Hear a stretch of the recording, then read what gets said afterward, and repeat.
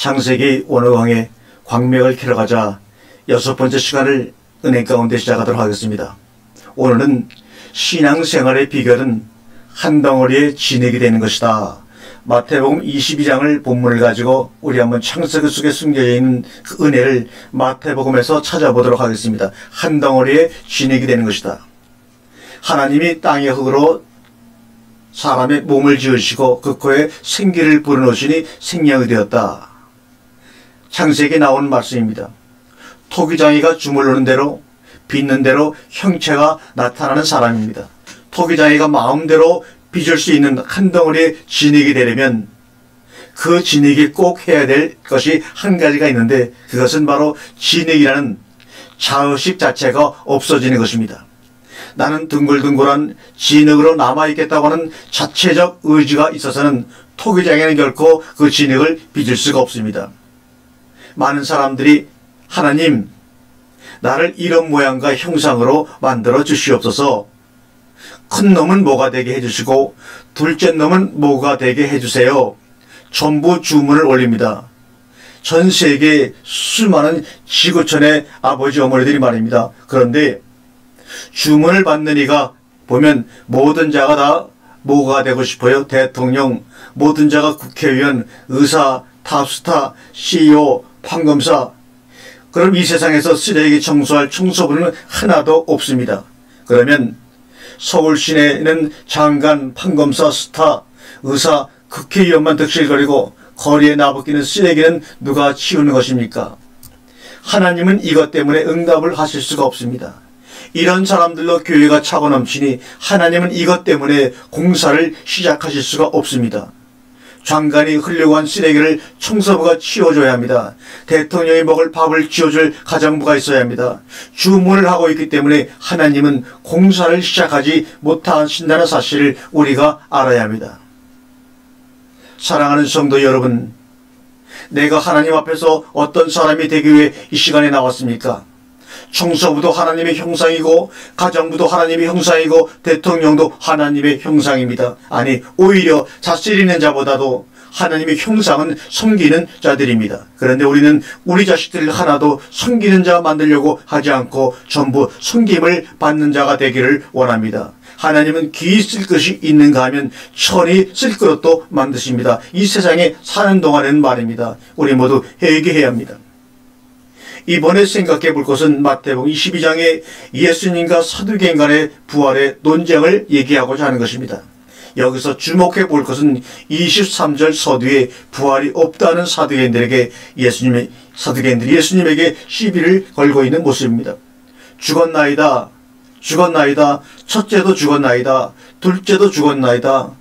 셋째, 넷째, 그리고 일곱째도 죽었나이다. 그리고 마침내 그 여자도 죽었나이다. 다 죽었나이다. 서기관이 예수님에게 얘기합니다. 여기서 사두개인들은 애초에 부활이 없다 하는 자라는 사실을 잊지 말고 보아야 합니다. 여기서 그들의 주된 관심사는 그 여자가 누구의 아내가 되겠느냐에만 관심이 있습니다. 그러면 죽었기 때문에 어떻게 해야 됩니까? 그래서 하나님이 그 7번째까지 다 죽었는데 그 한 여자가 누구의 아내가 되도록 점지해 주시는 것이 하나님이십니까? 아니죠. 우리는 이 말씀을 너무나 곡해하고 있습니다. 그러면 그 모두를 어떻게 해야 합니까? 살리시는 하나님이십니다. 이것이 예수님이 하시고자 하시는 포인트입니다. 하나님은 산 자의 하나님이지 죽은 자의 하나님이 아니시라는 말씀입니다. 여러분, 우리의 장래에 대해서 결정하지 마십시오. 우리의 장래에 대해서 주문하지 마십시오. 우리의 장래에 대해서 생각하지 마십시오. 어차피 이 세상에 남의 의지로 오지 않았습니까? 여러분의 의지를 가지고 못해서 태어난 사람 있습니까? 어차피 이 세상 올 때 나의 의지와 상관없이 다른 사람의 의지에 의해서 심지어 부모까지도 나 같은 사람을 낳으려는 의지를 갖고 낳질 않았습니다. 오기는 남의 의지대로 왔는데 되기는 자기 의지대로 되려고 합니다. 나를 이 땅에 보내신 분이 있습니다. 그분의 뜻을 알아 그분의 뜻대로 살아야 합니다. 여기까지가 바로 개인 구원입니다. 사두개인이 예수님과 논쟁에서 졌다는 말은 말을 들은 바리새인들이 예수님께 와서 다시 시험하려고 질문을 던집니다. 어떤 질문입니까? 율법 중에 어느 계명이 큽니까? 여러분, 율법을 주신 것은 하나님 자신을 우리에게 주신 것입니다. 무슨 말이냐면 율법이라는 내용 자체가 바로 하나님이십니다. 그러니까 율법을 지켜 행하라가 아니라 율법을 받으라는 것입니다. 받으면 율법이 바로 자기의 삶이 되는 것입니다. 자, 우리가 하나님 앞에 산제사로 드려야 할 예물이 무엇인 줄 아십니까? 우리가 드려야 할 제사는 두 가지입니다. 첫째는 죽음의 제사를 드려야 하는 것입니다. 둘째는 산제사입니다. 죽음의 제사가 무엇입니까? 토기장이가 마음대로 빚을 수 있는 한 덩어리의 흙이 되라는 것입니다. 다시 말하면 자기를 포기한다는 것입니다. 자기 계획과 목적을 포기한 것입니다. 산제사, 죽으면 삽니다. 하늘의 밀이 땅에 떨어져 죽지 아니하면 밀 상태 그대로 유지하려면 언제까지나 하늘의 밀로 그대로 있거나 결국은 썩어 버리고 마는 것입니다. 사람들이 그러고 있습니다.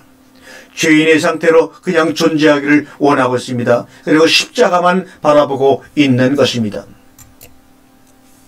십자가 앞에 가서 죄를 고백하면 용서해 주니까 그냥 죄인의 상태로 있고 싶은 것입니다.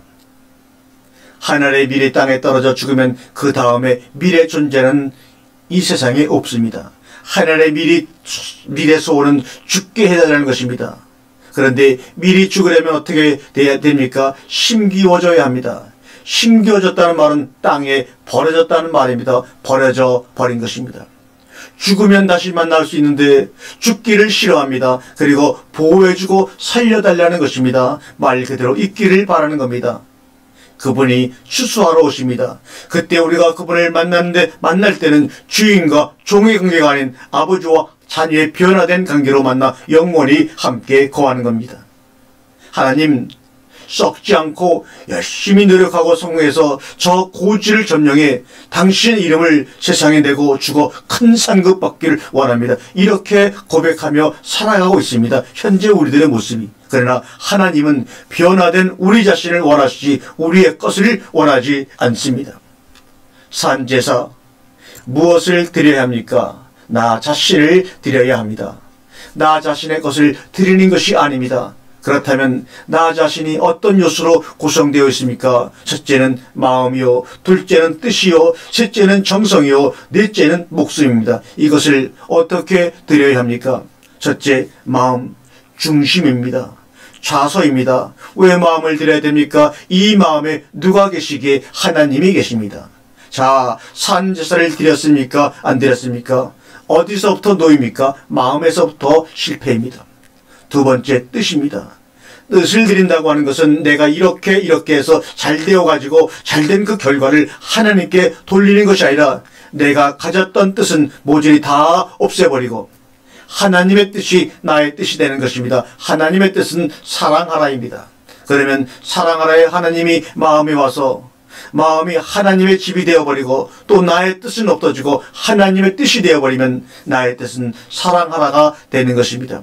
나의 뜻은 사랑입니다. 그러니까 무엇이든지 사랑으로 보는 것입니다. 셋째, 그 다음은 반드시 정성입니다.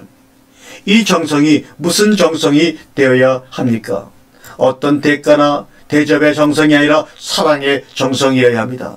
사랑의 정성을 드리고 나면 대가를 바라지 않습니다. 내가 사랑으로 정성을 다했기 때문에 사랑으로 정성을 다하는 그 순간이 자신이 행복한 것입니다.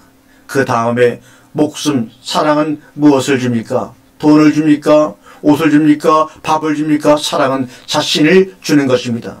십자가 사건이 바로 그것입니다. 십자가는 하나님께서 우리를 이렇게 사랑하셨다는 표적입니다. 하나님께서 우리를 이렇게 사랑하셨습니다. 어떻게? 자신을 주신 같이 독생자는 자신이기 때문입니다. 자, 그러면 마음과 뜻과 목숨과 정성을 다하여 하나님을 사랑하고 이게 되어버리면 이제 이 마음 자체가 나의 무엇이 됩니까? 하나님을 사랑합니다. 또 이웃을 사랑합니다가 됩니다. 왜 그렇습니까? 사랑해야 하기 때문에, 사랑을 안 하면 지옥에 가기 때문에, 사랑해야 천국에 가기 때문에, 사랑함으로써 하나님께서 우리를 사랑하시기 때문에 조건적입니까? 아닙니다. 사랑이기 때문에 사랑하는 겁니다. 마태복음 22장의 마지막 사건은 누구에 대한 이야기입니까? 그리스도에 관한 이야기를 말씀하고 있습니다. 우리가 하나님의 사랑을 받아서 사랑이 되어버리면 그 사랑이 곧 그리스도라고 하는 겁니다. 자, 하나님이라고 하는 존재가 계시는데 이 하나님이 사랑이신데 이 하나님의 사랑이 우리에게 주어지는 그 사랑을 그리스도라고 한다는 것입니다. 또한 그 사랑을 기름 부음이라고 합니다. 그것이 그리스도입니다. 에베소 5장 22절과 23절에 보면 아내들이여 자기 남편에게 복종하기를 누구에게 하듯 하고 죽게 하듯 하고, 그러면 자기 남편이 뭐가 되어야 합니까? 그리스도가 되어야 합니다. 주가 되어야 합니다. 그리스도로서 남편은 아내에게 무슨 대접을 받으라는 이야기입니까? 그리스도의 대접을 받으라는 것입니다. 죽게 하듯하고, 이는 남편이 아내의 머리된과 같이 그리스도께서 교회의 머리된과 같으니 그가 친히 몸의 구주시라. 자, 그러면 몸의 구주는 무엇입니까?